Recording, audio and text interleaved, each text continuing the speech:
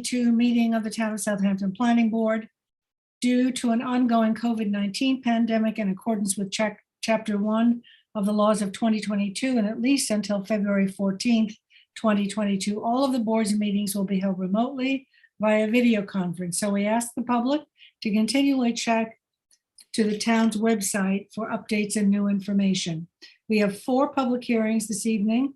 We have applicants and members of the public standing by via Zoom webinar, which is being moderated by CTV.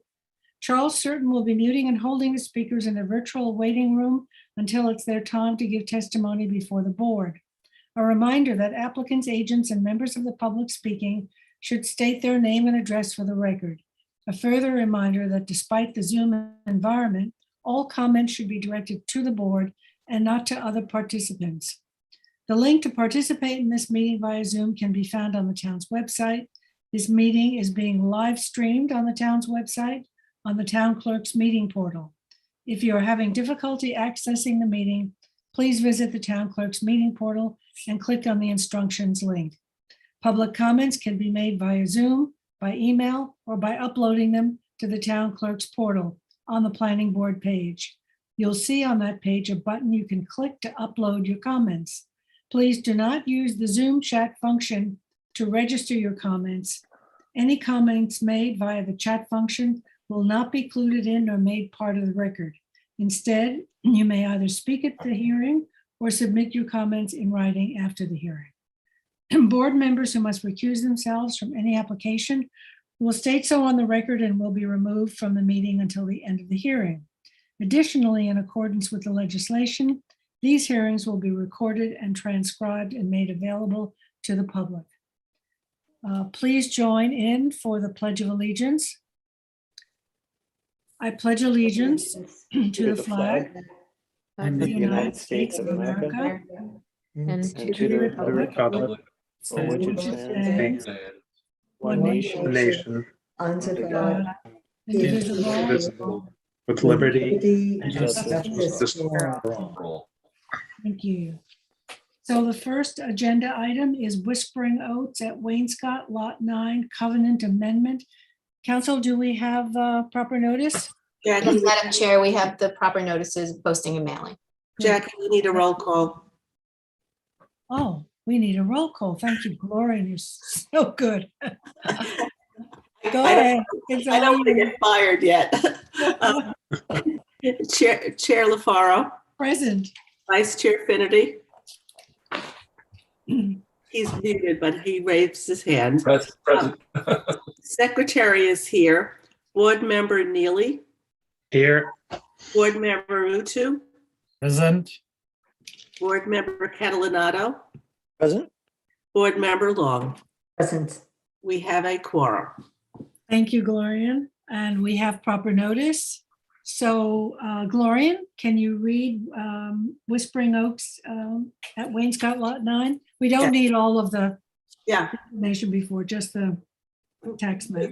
Please take notice that in accordance with Chapter 417 of the laws of 2021, a public hearing will be held by the Southampton Town Planning Board on Thursday, February 10th, 2022 at 7 p.m. via video conferencing to consider the covenant amendments entitled Whispering Oaks at Wainscott Lot number 9.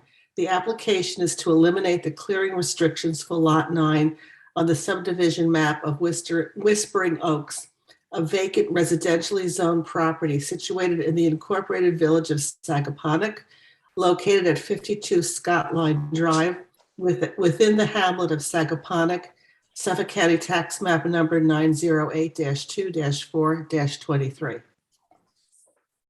Thank you. Wayne, are you here for the application? Yes, I am. Great. For the You're on. record, my name is Wayne Bruin, O'Shea, Marcinson Bruin, Southampton, New York, on behalf of 52 Scott Line Drive, LLC.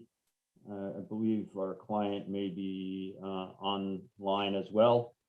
As the notice indicated, we're here to consider a waiver or an amendment of certain declaration of covenants that this planning board imposed back in 1987 as a condition of a subdivision approval.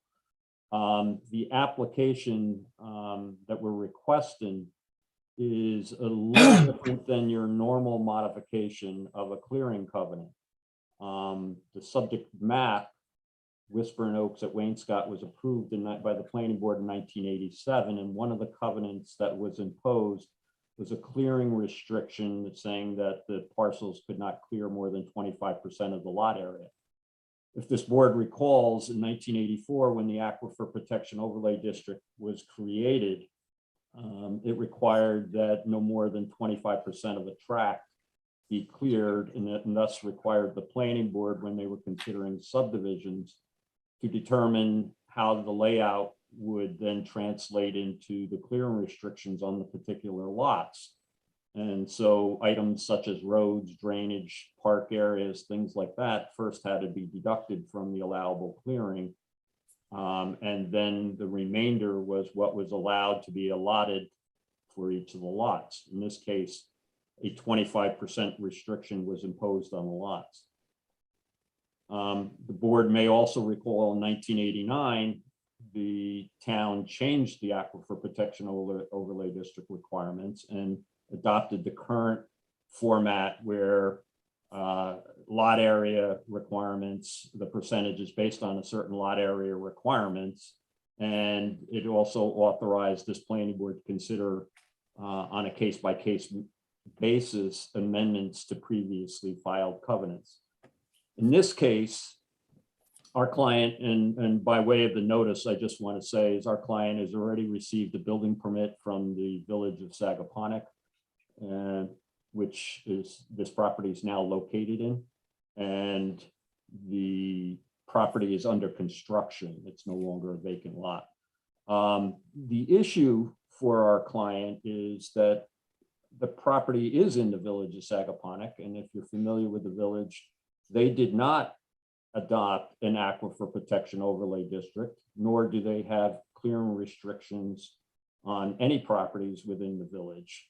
And they do not enforce the town covenants for such, and have no regulations to enforce clearing covenants or otherwise. So what we have here is this lot and every other lot in this subdivision, as well as the other adjoining subdivision of Wainscott Harbor Woods, which are the only two subdivisions that have this kind of restriction in Sagaponack, have this dilemma that every time a parcel is conveyed or otherwise, this covenant comes in question as to whether or not they're meeting clearing requirements. There's no town review, there's no town enforcement. And so the request here is to amend or, basically remove this clearing restriction from that covenant restriction, so this client doesn't have that confusion that comes up as to whether or not there is a restriction on the lot as far as clearing is concerned. Related to this, we inquired several times to the village and actually made a formal request for the village of Sagaponack to provide the planning board with their advice and recommendations, and they provided you with a letter on November 9th, 2021, indicating their suggestion that this covenant also be modified. So that's the request. I don't know if you have any particular questions, but I think what we did here also, I received several inquiries from other lot owners who have the same problem in this map. And as such, we actually requested and actually notified every other lot in this subdivision to about this public hearing and to see if they had any further input. The parties that we've heard from have all basically advised of their agreement to eliminate the confusion they have with this covenant. So that's the request. I don't know if you have any questions. I'm here available to answer. Wayne, what would the mechanism be to do this for everyone? I mean, there has to be some legal, Christine. Well, so I can suggest something, but so you could amend it. The question really is the legal, what needs to happen. And this is why I think you've been doing it on a case-by-case basis, is you normally get an application. There can be a document, would have to be signed by all the parties in interest, which is each lot that is seeking to amend it.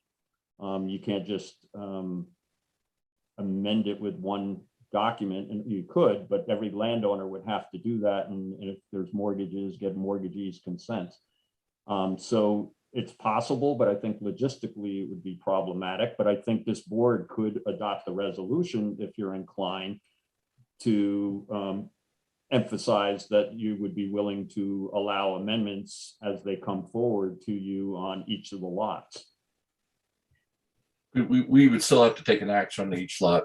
We get these all the time. A lot of them are in East Quogue and the wildlife subdivision, because these are recorded instruments on each lot. They can only be, they have to be addressed one by one. So I don't think there's a blanket, Well, Right. But what I the would suggest difference is here is that you this could is in do- another incorporated, this is an incorporated hamlet, right? I mean, it's a town, Sagaponic is its own jurisdiction. And this property, It's an incorporated village, but they would have the same issues in terms of recording of the deeds, and they'd have to be individually recorded. So it just becomes more of a practical nightmare in terms of Maybe we resolving can, it. can we flag them in the GEIS? So that when some, Robin, ironically, a number of these lots go through their whole lifespan and comply with the older restrictions. It just comes, someone buys a lot and all of a sudden they want a tennis court or additional clearing, and there's a quandary, and then they have to come to us. So I don't see how we can do a blanket release of all these lots.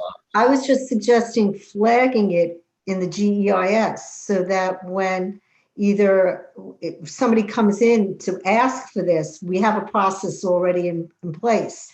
Because attorneys use the GEIS and so do realtors use the GEIS system for researching properties. Perhaps if we flagged them and said, that this is available, or see somebody in planning regarding a clearing or something. I thought along your lines a few years ago about sort of rolling it into the administrative review, but still, as a recorded instrument, it has to be done by a resolution of the majority of the planning board. Sometimes a super majority, depending on how I'm just suggesting a mechanism to alert property owners that the availability is here for this, and that it would, you know what I mean? Because I think we have some obligation perhaps to just alert them. We could speak to IT and see if they could do something for the village of Sagaponic. Yeah. maybe. yes, and Sagaponic can also participate. I mean, Right. The majority of these lots are outside the village. The They're majority of outside these the lots village, outside. yes. Yeah. If How many lots are there in the development? Scores, like Wayne would know. How I many? would say probably 150, 200. But outside the village, would be looking to enforce them. So it really only matters to the extent that they're in the village, as far as we're concerned, in terms of non-enforcement. Yeah, that's why I'm saying, if we take a look at the GEIS, we have a way of pulling it down. We can get a number of how many people are actually affected by this, and maybe just put a flag in it so that when somebody does research on the property, they know that this availability and what the process. In the village, it's very small, Robin. If you think the village, probably just the area between Merchants Path and Long Island Railroad, those are the only wooded areas in the But village. those are the ones we're talking about here. Yeah. in this, if I You know what? may, in this Let the particular village, approach us. in this particular subdivision, there's 20 lots. And then the adjoining subdivision of Wainscott Harbor Woods, I don't know, but it might be a similar number, but they're the only two maps in the village of Sagaponic that have this requirement. We did notice every lot owner of this public hearing, and we could easily send them a letter that if this board is inclined to give them notice that this remedy is available to them. Right, but they'd have to come before the board, and Right. we'd have to vote on it. And it's if a And then covenant pay their amendment- fee. and if it's a covenant amendment, we Pay need their fee. a supermajority. George is laughing. It's all Okay, about the fee. so, is there anyone who wants to speak to this application? Charles, do you see I anyone? see no hands. Okay, so, I just want to point out that, as Dennis mentioned, this particular covenant does require a vote of majority plus one of the planning board. So, I just said that. I said a supermajority. yes. So, so we'll close the hearing with a 10-day written comment period. Motion. Motion by Dennis, second by Robin, all in favor. Aye. Opposed, abstention, 7 in favor. Thank you. Thanks. Moving on to Radzivil. Do we have notice, sufficient notice, council? Yes, we do, Madam Chair. Thanks. And George is reading this, right? I can, but I was doing Canal South battery storage. Are we doing Radsville or? I thought I was reading Oh, Radzivil we're for, doing Craig, okay. yeah, for Fine. Robin. Okay. Please take notice that in accordance with Chapter 417 of the laws of 2021, a public hearing will be held by the Southampton Town Planning Board on Thursday, February the 10th, 2022 at 7 p.m. via video conferencing to consider the lot line modification entitled Radzivil. The pre-application consists of a lot line modification with a total project area of 564,695 square feet in the R120 zoning district, the agricultural overlay district, the WQI high priority area, and the New York State archaeologically sensitive area situated at 911, 913, 915, and 917 Ocean Road within the hamlet of Bridgehampton, Suffolk County Tax Map numbers 900-105-2, 54.1, 55, 57.1, and 57.2. Thanks. Welcome, Brian. Good evening. I'm Brian Locascio with the Adam Miller Group on behalf of the applicant, the Radzivil family. As stated, my client is here before you to seek a lot line modification for the 4 properties at 911, 913, 915, and 917 Ocean Road. They had recently purchased 913 and 917, and the idea here is to bring these lots into a more conforming configuration, specifically lot 913 as it sits now is an improved lot, undersized lot, and we're trying to create 4 lots that all meet the minimum R120 dimensional regulations. And it's a family property owned. They're trying to just redistribute the property in more balanced way. Do you have a map, Jackie? I could share if you'd like. Either way. Okay.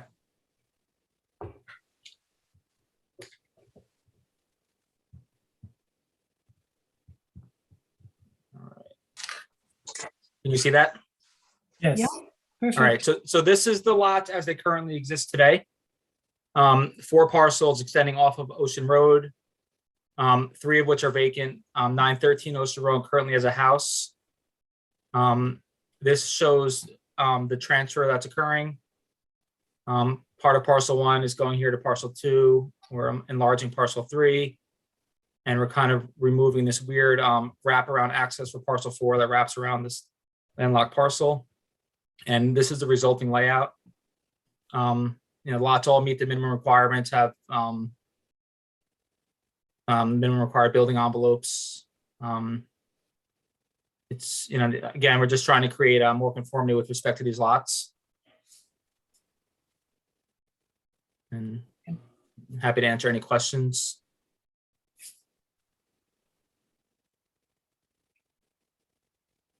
1, 2, and 4 are vacant, right? That is correct. And the out parcel in the front on Quimby Lane, is that That is an improved parcel. You actually just recently did a lot line modification between what is parcel 1 on this map and the out parcel on Atlantic, on Ocean Road.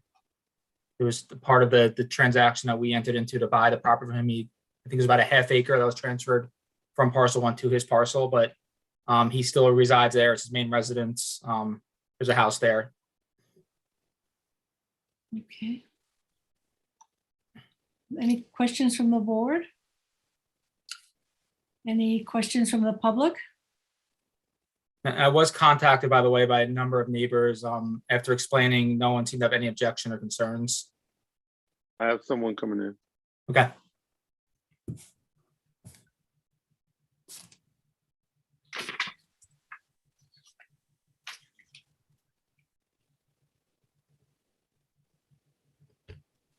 That's to put your video on.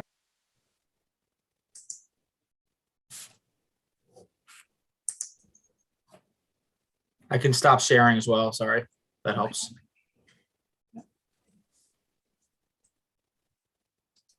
Yes.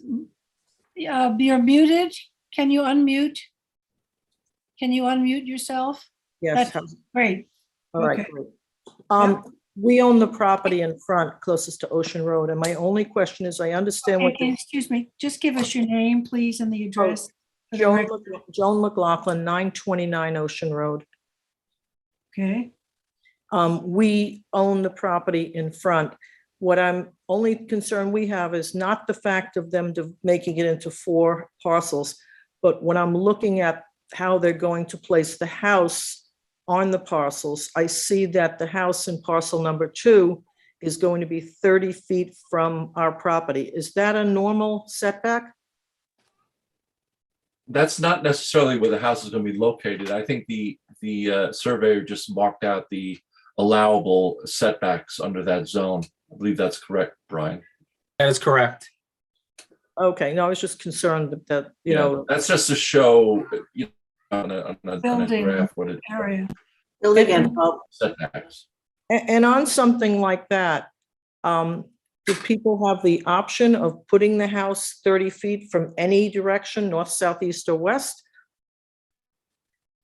Or, because I know in Well, I don't some, know if that's a main house. Is that a accessory setback, or I'm, no, I it's can- it's a house, and it Yeah. shows a house on lot number 4, I guess no, what is it, the 1 hold on, parcel number, I can hard to see, hold on. parcel 1, right? Coming on here. Sorry, parcel number 1. Yeah. It shows a dotted line for where the house would possibly be. And my only concern was, does the person who puts a house on that parcel have the option of doing the 100-foot setback on the north, south, east, or west? Or if there's a house next door to them, is 30 feet allowed? I mean, typically, you don't want them close to you, and they don't want to be close to you as well. So the tendency is to shift their house away from yours. Yes, but I'm just. So, I mean, it is allowable setback. It's a well, yeah, I just lost it. Oh, I'm sorry. I'll keep it up. My apologies. Yeah, that's all right. I mean, it's a Okay. primary building setback, so technically they could put the edge of their house within that 30 feet, but it's Gotcha. highly unlikely. That was given my where your house is only located. question. Hopefully it won't be, but, okay, that's my only question, sorry. And the house would have to fit within the pyramid law as well, right? I mean, that would- Exactly. Absolutely. 30 feet is rather restrictive in terms of the height of a house. And Yeah. I mean, this is a flag lot, so we would have the opportunity, I mean, unless you decided otherwise, to determine those lots when we develop. This was just done as an exercise to show that these lots can meet all the minimum dimensional reliefs under the R120 zoning, which is the Yeah. intent to just create conforming lots here. Okay, You talking to me or to Brian? I think, oh, he just commented. Oh, okay. Gotcha. okay, thank you. Are there is there anyone else waiting to speak? I see no other hands. Brian, any other comments? No other comments at this point. Okay. So we will close the hearing with a 10-day written comment period. Motion. Motion by Dennis, second by Gloria, and all in favor. Aye. Opposed, abstention, 7 in favor. Thank you. Thank you. Have a good evening, everyone. Thank you. Thank you. Take care. Okay, so the next application is the Channing Daughters Tint. And do we have notice, council? We do, Madam Chair. Thank you. And Craig, you are reading that? I'm reading this. I think next time I'll bring my guitar and I'll sing. All right. All right. Please take notice that in accordance with Chapter 417 of the laws of 2021, a public hearing will be held by the Southampton Town Planning Board on Thursday, February the 10th, 2022 at 7 p.m. via video conferencing to Consider the site plan modification entitled Channing Daughters Winery. The application is to modify the declaration of covenants filed June 8th, 1998 in connection with the original site plan approval by the planning board. It required the following in paragraph 7, that except events approved by the town board, no accessory use or activity permitted therein is to take place outside of the winery building. To allow for a 1,408 square foot seasonal tent over Bluestone for seating and wine tastings accessory to an existing winery located in the agricultural overlay district and the aquifer protection overlay district in the CR 80 zoning district at 1927 Scuttle Hole Road within the hamlet of Bridgehampton, Suffolk County Tax Map 900 51-2 5.10. Thanks, Craig. Wayne, what, you Good representing? evening, board members. Wayne Bruin, O'Shea, Marcinson Bruin, on behalf of Channing Daughters Winery. I believe you're probably putting an aerial photograph of the area. So this is a 21-acre parcel. It's subject to a conservation easement with Peconic Land Trust. The property to the west is an agricultural reserve. It's all preserved land. Channing Daughters Winery was approved originally. Site plan was approved in June 10th, 1997. And you did modifications for the storage building and so on in the rear. The winery, just like many other businesses, when the COVID-19 impacts occurred, was forced to take its tasting and other activities were not allowed inside the building, and like other restaurants and wineries were allowed to conduct those activities outside pursuant to the town and the governor's executive orders for outdoor dining and the like. As such, for the past 2 years, there was a tent allowed to be erected outside of the winery building, and no wine tasting or other activities were occurring in the winery building itself. With the advent of no more COVID restrictions, the winery wants to maintain the area and erect the seasonal tent to continue the wine tastings that were occurring in the building. In lieu of doing any wine tastings or having any people in the building, and this would be a temporary thing during the warmer months, basically from the end of April to early November, depending on weather. So the area is just to the northwest of the existing winery building. It's just before a number of the vineyard area. And like I said, the property to the west is an entire agricultural reserve. So it's not in an area that will impact any neighbors. One of the questions that we discussed with staff was part of the original conditions and covenants had a clause that said, except for events permitted by the town board, no accessory uses or activity permitted herein, including entertainment or amplified music, shall be permitted outside of the winery building. And the question here is, we'd ask this board to either interpret that this activity that would take place only under this tent is not outside of the winery building, or allow us to amend that to allow this activity to take place only under this tent going forward. So that's the basic requirement. The tent has complied with all the fire marshal's requirements over the past 2 years.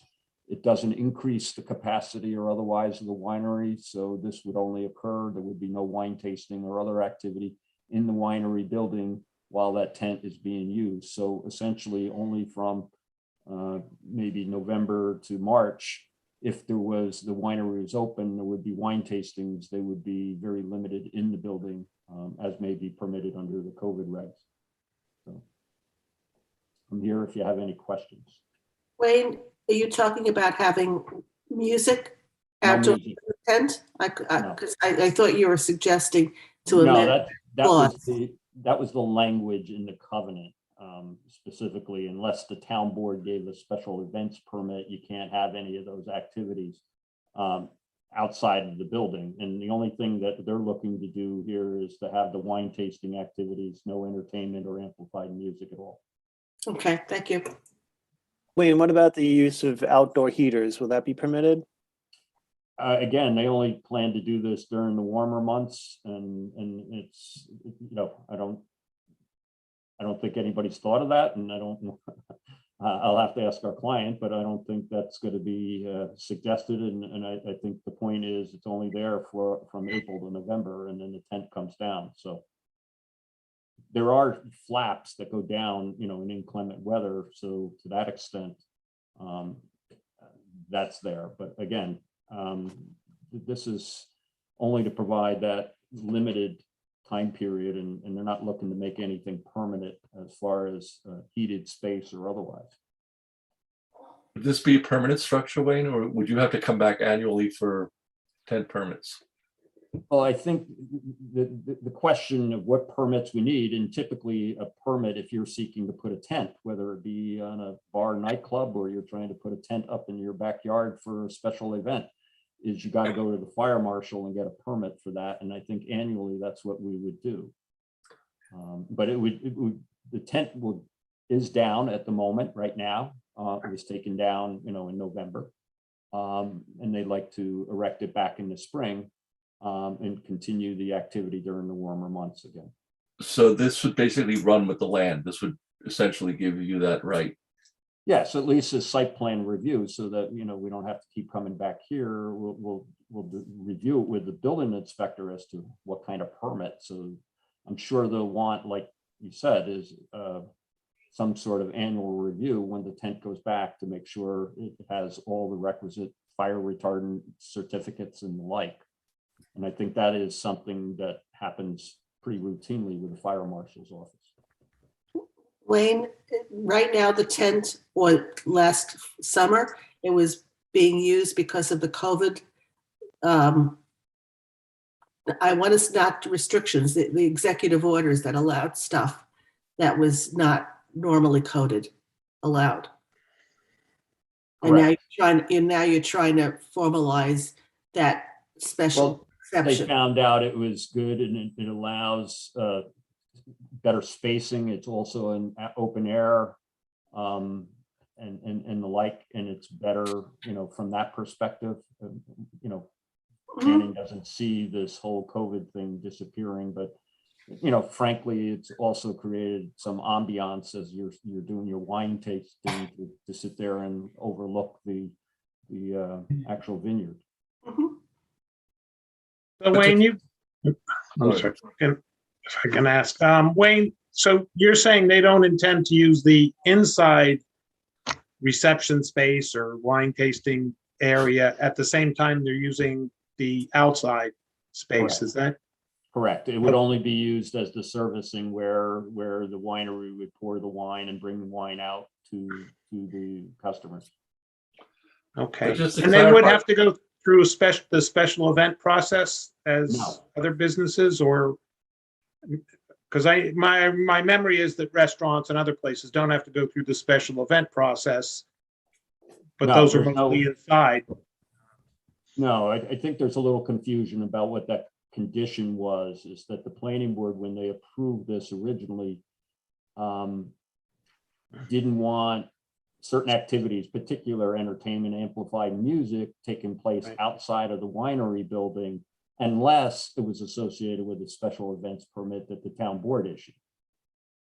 So that's a condition, and we'll still abide by that. They're not going to have any outdoor music or amplified music and some of the other activities. The only question is the interpretation is whether or not having this tent and the wine tasting activities under the tent is prohibited by that language, and if it is, then we would ask that be amended simultaneously with this approval. But Wayne, just to clarify, this use isn't limited to just wine tasting. You would have weddings here, events, parties, bridal showers, and so forth, correct? I would say that in the past, Channing Daughters Winery did those activities. I believe they don't do those things. And so all their activities right now are limited only to wine tastings. Okay, but in the future, they could do that, Um, provided they don't have any amplified music. I would think that if it exceeds or requires the special event permit, they could do that. Well, I think what is the 100 attendees, what's a threshold for events permit? 100 Also attendees? has to be published or a publication, an ad run. Yeah, Okay, but again, in the space it's not big enough for 100 attendees. So again, and Channing doesn't expect to do that. This is just the wine tastings that they do, and they're not events per se. You know, you may be invited or say that there's a special wine tasting and you're available to come, but it's not like they're selling tickets to do so. So is there anyone who'd like, from the public, Charles, who's there? There are no hands. Any more questions from the board? Nope. If not, Wayne will close with a 10-day written comment period. Okay. I appreciate that. So can I have a motion for that? Motion. By Dennis, second by Gloria, and all in favor. Aye. Opposed, abstentions, 7 in favor. Great. Thank you. Thank Have a you. good Thanks, night. Wayne. Thanks, Wayne. Thanks, Wayne. Night, Wayne. So the last application is Canal South Battery Storage. And do we have proper notice, council? Yes, we do. We do, great. And George, are you I going to will read read this? Sure. Please take notice that in accordance with Chapter 417 of the laws of 2021, a pre-submission conference will be held by the Southampton Town Planning Board on Thursday, February 10th, 2022 at 7 p.m. via video conferencing to consider the site plan entitled Canal Southampton Battery Storage. The application proposes the construction of a battery energy storage unit system greater than 600 kVA and containing 30 battery enclosures, each with 24 battery modules, on a 4.9 acre property situated in an R60 zoning district and New York State Archaeological Sensitive Area located at 24 North Road and 17 Larboard Road within the hamlet of Hampton Bays. Suffolk County Tax Map numbers 900-208-1-2 and 4.1. Okay. Yes. You're on. Good evening, Madam Chairperson and members of the board. My name is Keith Archer, Harris Bloom and Archer. We represent the applicant in connection with this application's pre-conference application to construct a battery storage facility in excess of 600 kilowatt hours on a 4.9 acre site located on the east side of North Shore Road, also referred to, by the way, as North Road, just south of Sunrise Highway, between the main highway and the entrance and exit ramps. By the way, there are other members of our team, I think, that may be in the waiting room from Rhineland Energy. So if they And can be can let in give- also. Give us their names. Gus Hadidi, John O'Hara, Valessa Suter Klein, and also Kevin Maher and Elizabeth Weatherby. They're from AKRF. Any of those people, Charles, in the waiting room? They're coming in.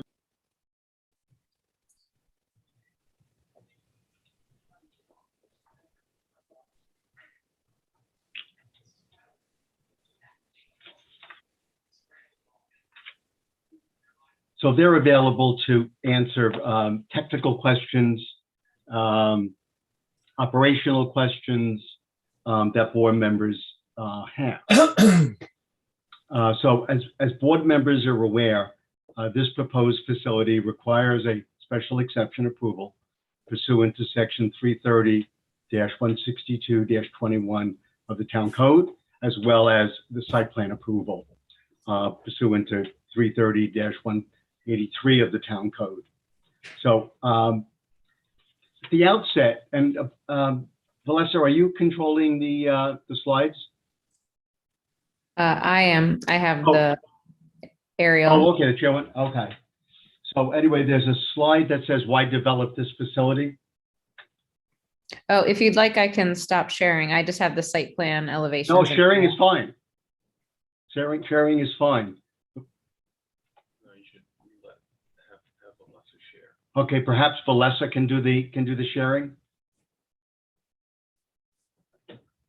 Valessa, if you can put on why develop this facility. In any event, you have these slides in your Well, packet. she's coming in now. Oh, Yeah, I okay, was fine. wondering if, thank you. Thank you.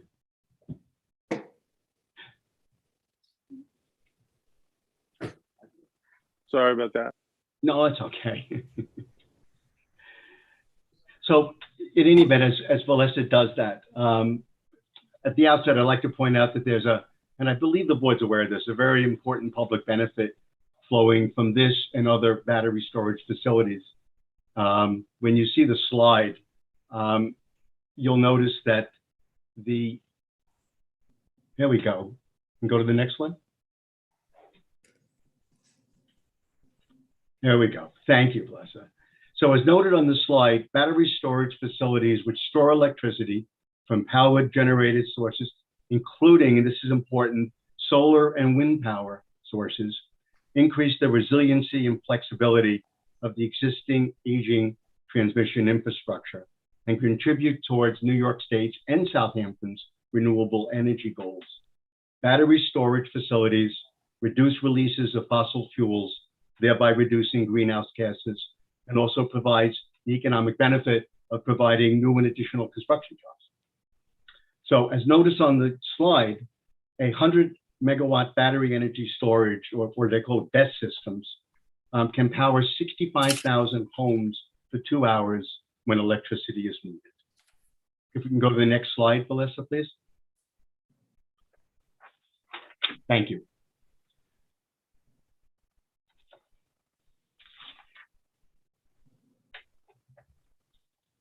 So as part of the application, the applicant submitted what is labeled as a facility preliminary site plan, which shows the general location of the property, as well as the location of the proposed battery storage units. One vehicle access egress will be provided on North Shore Road, and it's shown pretty clearly. By way of background, the proposed facility site is currently improved with one existing single-family home and 4 auxiliary cottage structures, which are proposed to be demolished as part of this project. The existing DPW facility, which you won't see here, but we have it on another slide, is located adjacent and to the west of the site, where North Shore Road meets the on-ramp and ramp to eastbound Sunrise Highway. Based upon the location of the site and the proposed use, we believe that the site is uniquely suited for a battery energy storage facility. Its proximity to Sunrise Highway and the entrance and exit ramps present development constraints which are not present with a proposed battery storage facility. So keeping with this slide for a minute. So as shown on this preliminary site plan, the battery storage facility will have approximately, and this was noted at the beginning, 30 battery enclosures, which in turn connect to supporting equipment on site with an ultimate connection to be made to the power grid via the existing LIPA transmission substation, which, while it's not shown on this plan, is located a short distance to the east of the project site. The applicant has commenced the application process with LIPA for an underground connection to the substation, as well as the New York State Department of Transportation, which is the owner of the property to the east, where the underground connection to the LIPA substation will be made. The individual battery structures will be approximately 8 to 10 feet in height, with the tallest structure on the site being approximately 20 feet. So it would be a transformer that would be located towards the east of the site, closest to the substation. There'll be no parking stalls provided since the facility will be remotely monitored with only one maintenance vehicle accessing the site for routine maintenance periodically, and one longer maintenance over 3 or 4 days done annually. The site will be fully enclosed with a 6-foot high fence as required by the special exception requirements. The site has been designed to fully comply with the requirements of section 330-162-21 of the town code, which are the special exception requirements for a battery energy storage system in excess of 600 kilowatt hours, which also includes the requirement that the facility comply with, of course, the town's site plan requirements in section 330-183 of the code. Since this is a very preliminary schematic plan, it clearly doesn't contain the scope of information that will be set forth in the site plan documents that ultimately will be filed. As required by the special exception provisions, this facility will also comply with all applicable provisions of the New York State Uniform Fire Prevention and Building Code, the UL, the NFPA, and all other applicable state and local codes. Celeste, if you can go to the third slide, I'd appreciate it. Thank you. So a sample rendering, it identifies a sample rendering of the site, shows the facility surrounded by Sunrise Highway, North Road, North Shore Road, and the exit ramp from eastbound Sunrise Highway. Now, on this slide, the existing DPW facility to the west of the site is also shown. The view from North Shore Road is shown on the next slide, which shows the level of vegetative buffer and screening that'll be around the site. And if you could go to slide 4, the next slide, Celeste, I'd appreciate it. And this shows the view that would be seen from the road with the existing and the proposed vegetation. The special exception requirements require that there be vegetation between on both sides of the fence, so to speak, stated easily. And that's exactly what the plans will provide, maintaining as much of the existing tree vegetation as possible. Some of the other aspects of the project are in terms of traffic. There'll be no traffic generated as the site will be operated remotely. And again, there will be one major maintenance done over 3 to 4 days. Other than that, just typical periodic maintenance done by one vehicle entering the site. With respect to the noise issue, the site and its equipment will be designed to comply with the town's noise standards set forth in section 235B of the town code. With respect to lighting, site lighting will be minimal required for safety purposes and will be downlit as required by the special exception requirements as well as the site plan requirements. With respect to emergency operations, an emergency operations plan will be prepared as part of the formal application. It'll be done in consultation with the local fire department and local code officials. It should be noted that the facility will have an automatic shutoff for the system to prevent fires and system failures. There will also be a spill prevention plan for the one transformer. Also, as required by the special exception requirements, there will be a commissioning plan and a decommissioning plan provided. And also, as required by the special permit requirements, a decommissioning fund will be established, payable to the town of Southampton as security for compliance with the decommissioning plan. So I believe these are the major elements, but I'll also note that ACARE was informed by SHPO and the New York State Parks, Recreation, Historic folks that the site is in an archaeological sensitive area near the reservation, near the Shinnecock Canal, and in accordance with New York State procedures, a phase 1 analysis, 1A analysis has been performed with the expectation that a phase 1B analysis would occur. Both Kevin Mayer and or Elizabeth Weatherby of AKRF can provide more details. So this concludes my presentation. To the extent board members have any questions, if they're of a technical nature, we have the team from Rhineland Energy that are available to answer them. If they're environmental, we have the folks from AKRF who are available to answer any questions. Thank you. You had mentioned, did I hear you probably skull prevention plan for the transformer? Is that what I heard? I hope I said spill. Oh, spill. I'm like, what is skull prevention? Spill. I remember when I was younger seeing transformers blow up, and it was quite a sight. Can you talk to us just about the overall safety? Now, I'm definitely ignorant on this topic. I'm not afraid to admit it. But I worry, like, if you have a leak in the roof and the batteries get wet, or if the transformer is compromised in any way, shape, or form. Can you talk to us a little bit more about safety? Sure. I think our client Can I tack on a question? I'm sorry. Can I tack on a question on that that's related to that maybe they can answer at the same time? Sure. I understand from your presentation, you're connecting to an existing high voltage station a little bit to the east. So there's no need. Is there any need for a lightning rod at this site, given that you're remotely, your transformer station is further away? Or because you said that the highest structure is actually about 20 feet, and I forget what you said it was, but there's no need for any lightning rod at this, or lightning rods at the site for lightning strikes? I'll defer to one of the Ryland Energy team members. Do we know? We'll have to get back to you on We this can one. get back to you on that. Yeah. Okay. I have a question about the LIPA relationship, and you are connecting via underground cable? Correct. Correct. And who installs that?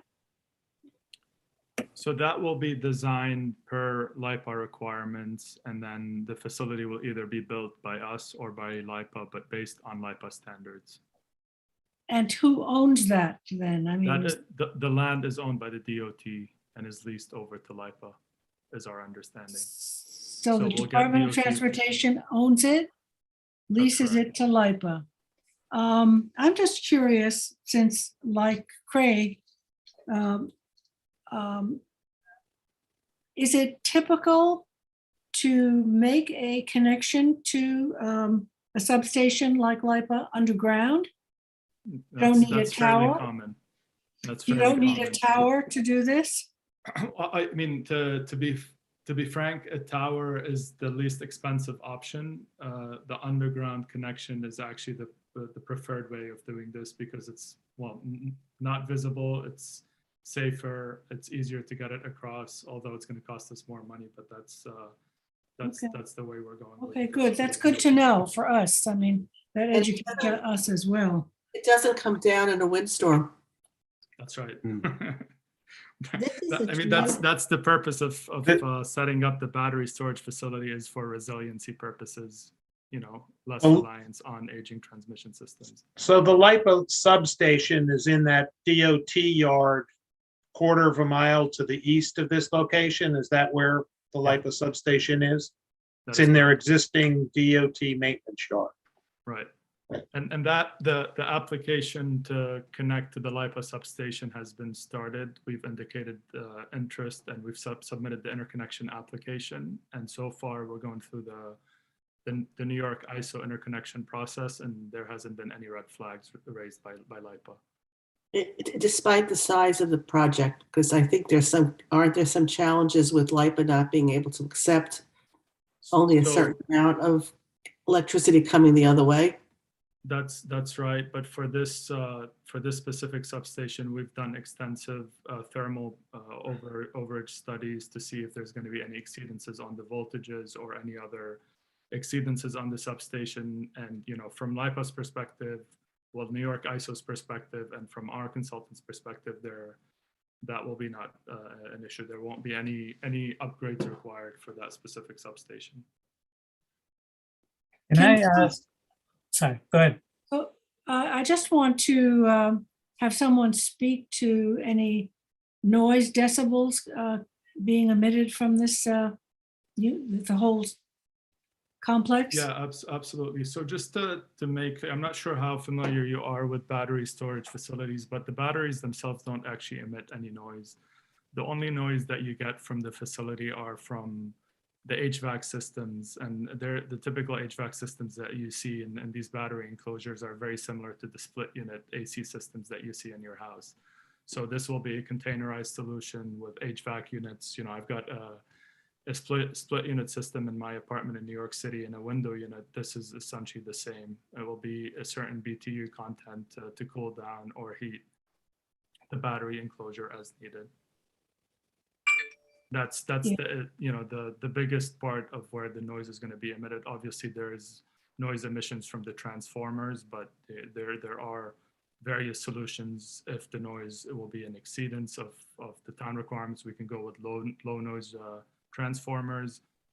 But as indicated earlier by Keith, where we intend to meet all the noise requirements, and that should not be an issue based on our discussions with the various vendors on a specific low noise equipment. Okay. Getting back to my original question, sorry to be a pain on it, but if the batteries get wet, if we have a hurricane, the roof is compromised, the facility is flooded out, does that pose any kind of potential danger to the facility and the surrounding neighborhood? So obviously, the facility is designed to meet the certain NFPA and UL's requirements and standards. It's fairly highly unlikely for something like this to happen. You've got a container solution, and inside of it is another block which is fully sealed that contains the batteries. There are a lot of preventative measures in place. If there is something happening, if you detect any leaks, if you detect any smoke, if there's any elevation in temperature or changes within the normal operation medium of the enclosures, then there are sets of preventative measures that we can that the battery will go through. There are suppression systems, there's isolation systems, there's deflagration systems in case there's a buildup of gas in there. So explosion is not something that will happen. Potentially, if a fire happens, what typically happens is you isolate the systems.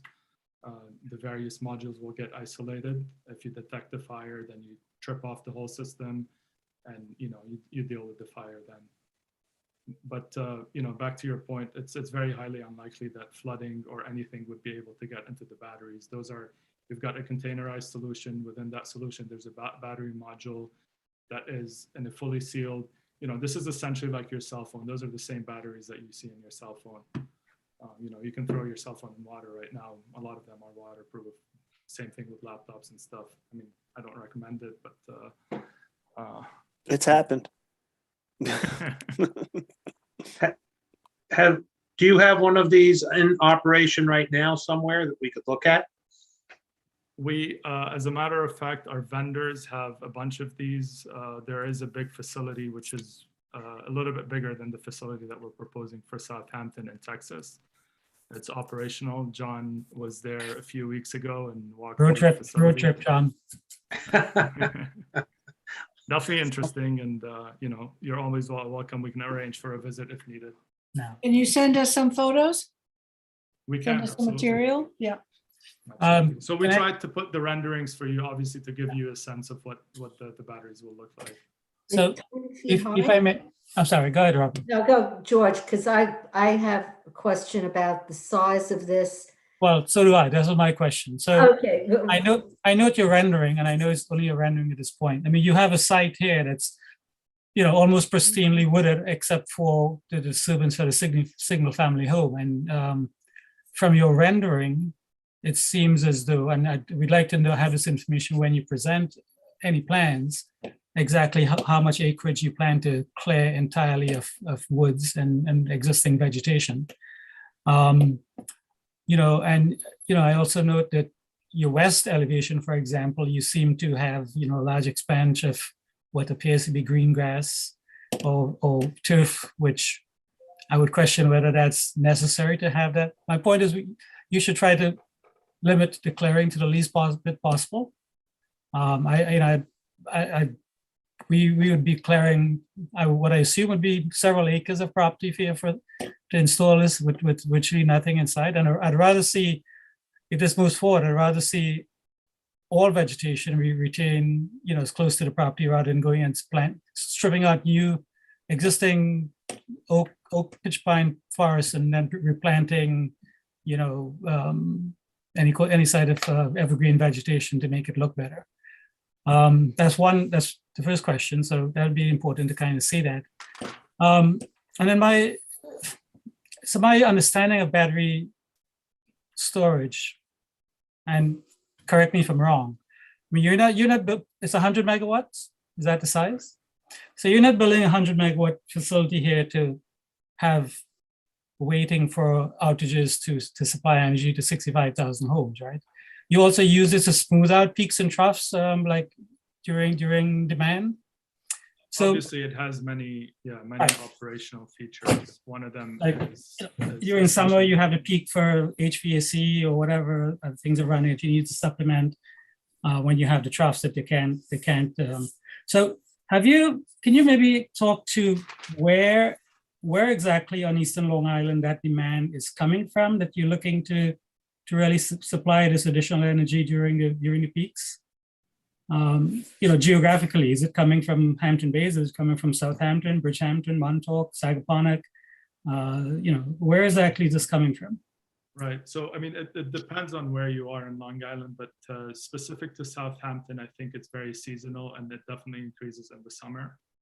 And that's essentially the idea behind this, is that you're going to be displacing a lot of old peakers that are going to be coming offline. Those are the generation that burns oil and gas that, in the summer when everyone has their ACs on, they flip, those peakers on, and then they meet these peak demands that you were talking about.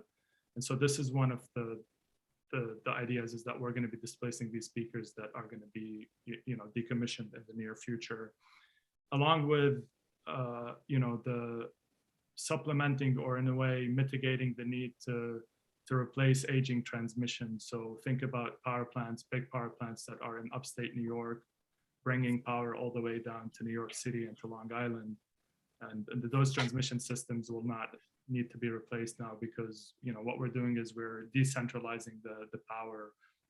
You're setting up the battery storage closer to demand centers, as opposed to having to log all that power from other sources, like upstate New York, for example. So it's hard to answer your question on where the demand is, but from what we looked at in terms of demand curves, seasonality plays a big factor in where you are in Southampton, and then the rest of Long Island will also benefit from these facilities. My understanding is, and I'm going to follow up, George, on your question. My understanding is this location is being looked at because of its proximity to the LIPA transmitter. Is that correct? That's correct, yeah. And that other areas on the island are not as advisable because of the location of this, because this is a very large storage facility.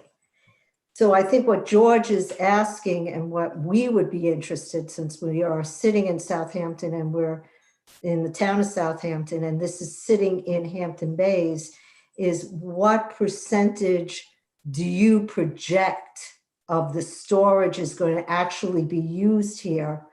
Or are we feeding the rest of the state or the rest of Long Island?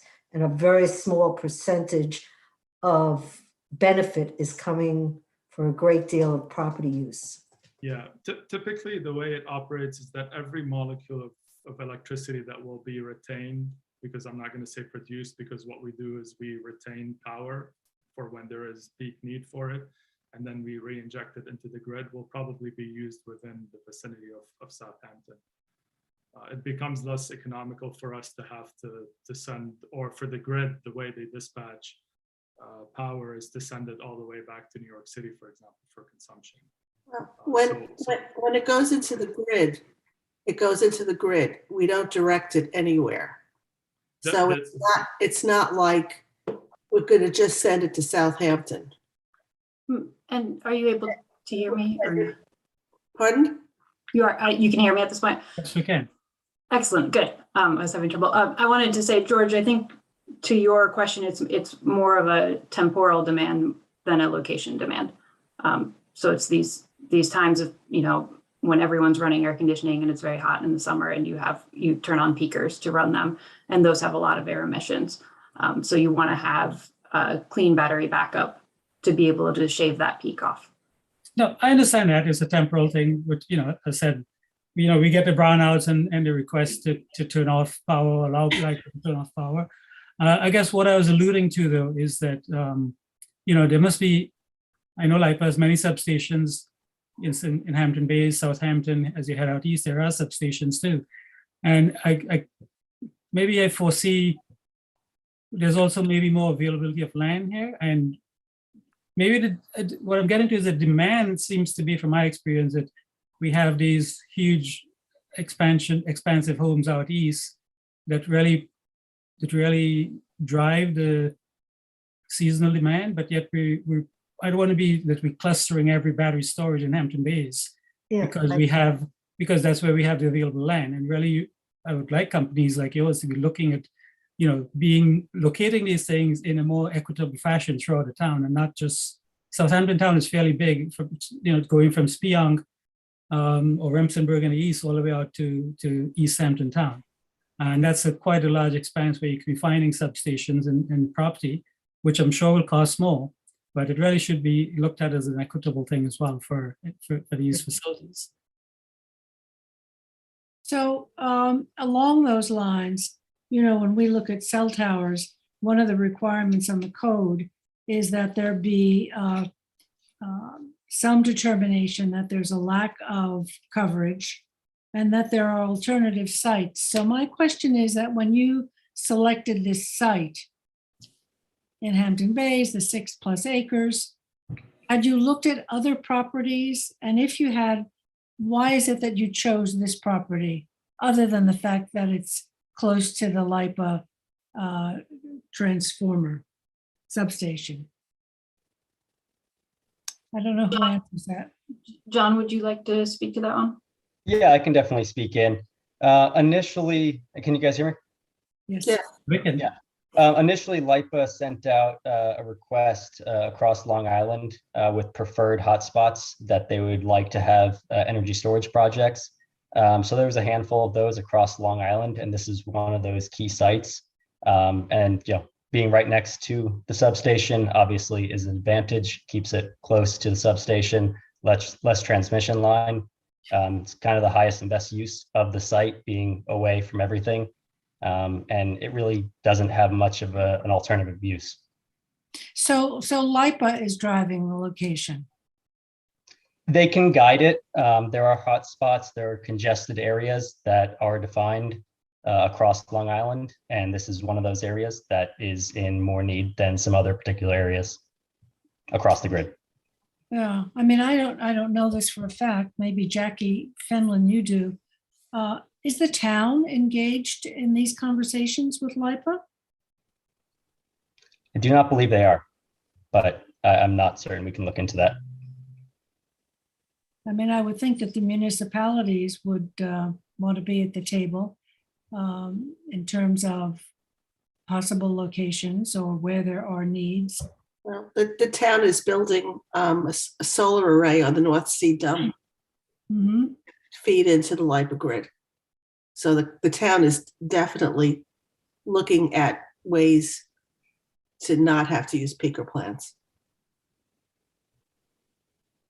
Okay, I'm just curious because LIPA is the ingredient in all of this, and okay, so they sent out this location to you. So it's available publicly. Anybody can try to build a project. Anybody can try to connect to the grid.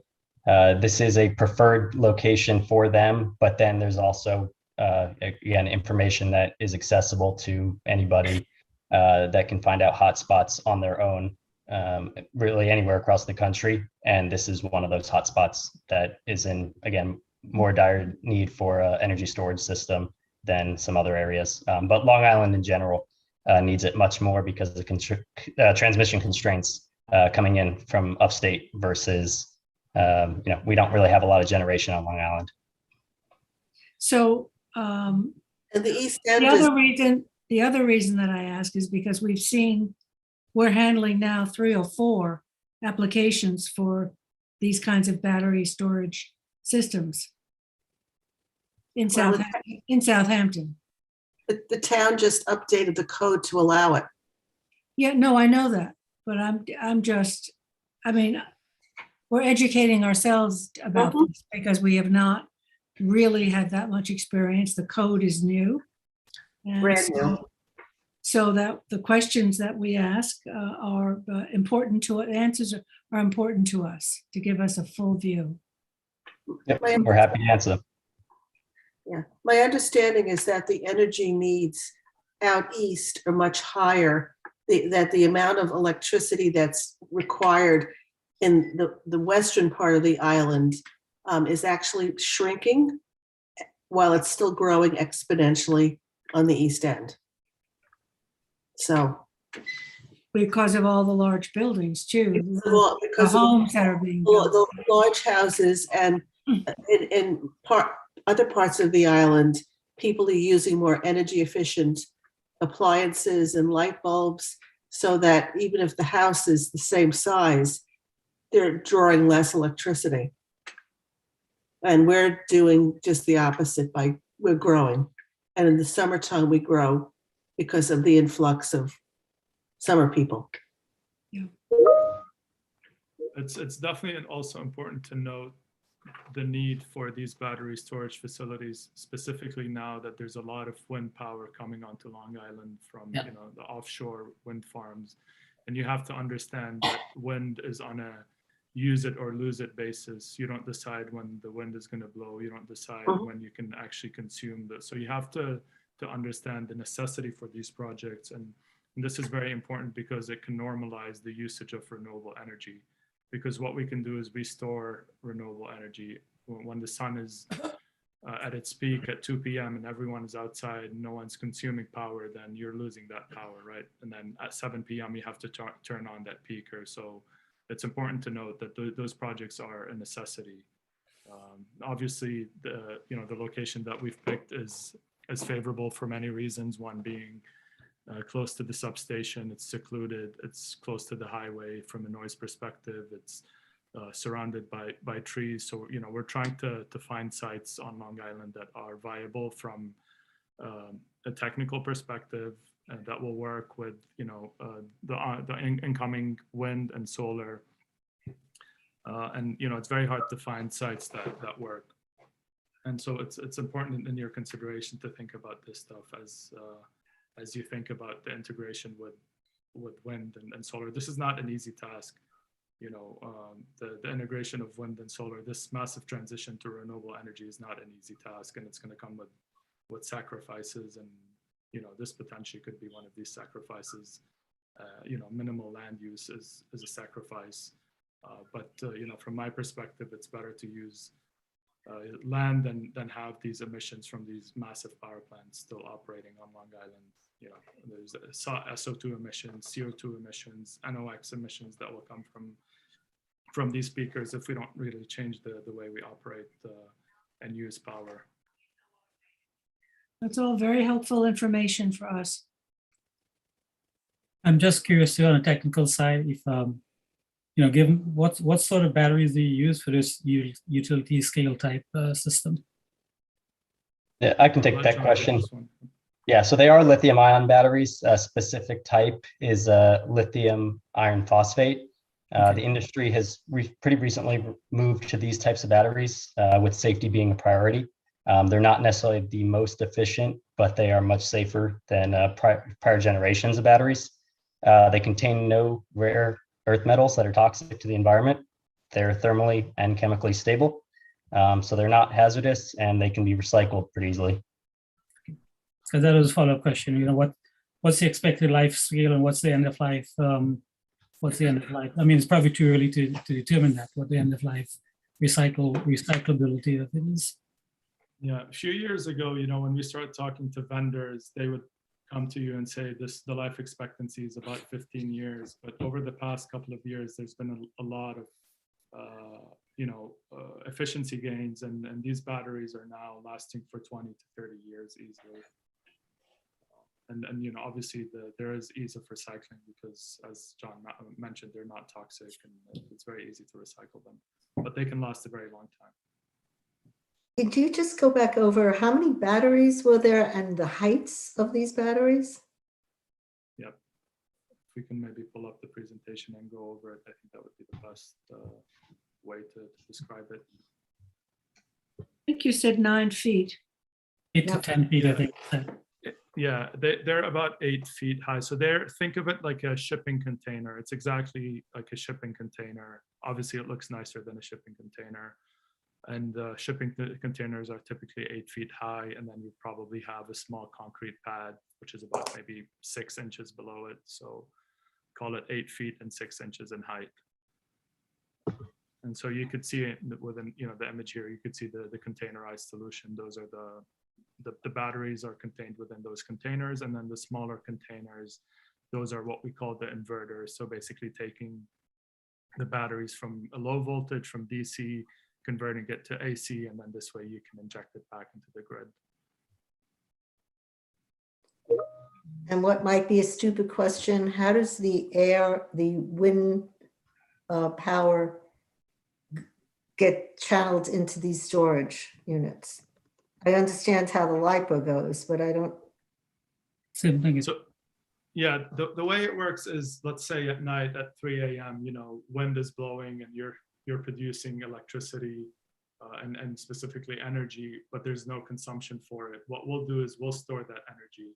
And then during the day, when there's peak demand, instead of running the peakers, we would dispatch the facility.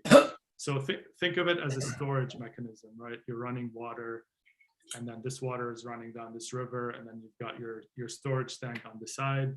You flip a switch, you run water into your tank, and then water is stored into the tank. And then you need it during the day, you just turn the faucet on, and you get water in your house, for example. That's one way to think of it. Yeah, Robin, I could just talk to you about my solar panels on my roof. Yeah, I'm trying to understand how the connection is with the power goes in through LIPA.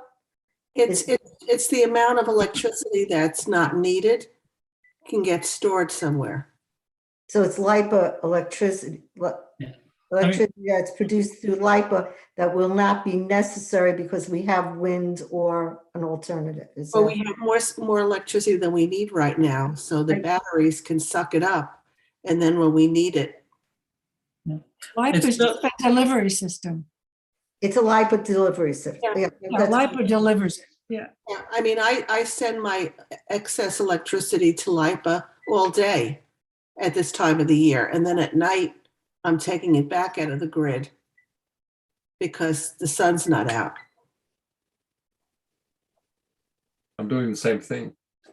Right. It has to go. Charging my car. Okay, well, I'll say anecdotally, this was the site of the first Southampton Town Police Headquarters. That building. Is that right? I think the 70s.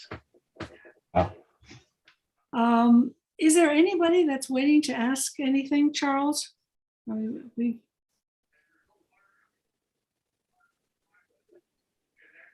No hands. No hands. This has been extremely informative for the board, so we appreciate your presentation. Any other questions from us? Otherwise, we'll close with it's a pre-submission conference, so it's a 30-day written comment. 30 days. Motion. Motion by Dennis. Second by Gloria, and all in favor. Aye. Opposed, abstention, 7 in favor. Okay. Thank you for the info. That was very helpful. Thanks very much. Thank you. And obviously, if you have any additional questions, feel free to reach out at any time, and we're happy to keep the discussions going. Great. Okay, thank you. Thank you. Good night. That is it. We have done it. And so I'll entertain a motion to adjourn by Glorian, second by Craig, all in favor. Aye. Opposed, Aye. abstention, 7 in favor. We are adjourned. Stay safe, everyone.